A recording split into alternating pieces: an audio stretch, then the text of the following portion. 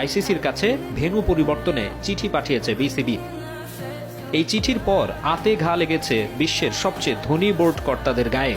ভারতীয় কিছু মিডিয়াও যেমন আক্রমণাত্মক ভাষায় বাংলাদেশকে হেয় করার চেষ্টা করছে, বিসিসিআই এর সুরও তেমনই। সম্প্রচার, যাতায়াত, ক্রু সহ নানা অজুহাত দেখিয়ে এই মুহূর্তে কোনোভাবেই বাংলাদেশের ম্যাচ ভারত থেকে সরিয়ে শ্রীলঙ্কায় করা সম্ভব নয় বলে দাবি করছে তারা। যদিও আইসিসি কিছুটা কৌশলী, বিশ্ব ক্রিকেটের নিয়ন্ত্রক সংস্থা বাংলাদেশের কাছ থেকে একটু সময় চেয়ে নিয়েছে। চিঠির বিষয়টি আমলে নিয়েছে তারা। বিসিসিআই যেমন বলছে ভেন্যু পরিবর্তন সম্ভবই না, তেমন গোয়ার তুমি করছে না আইসিসি। জানা গেছে 2-1 দিনের মধ্যে এ বিষয়ে চূড়ান্ত সিদ্ধান্ত আসতে পারে।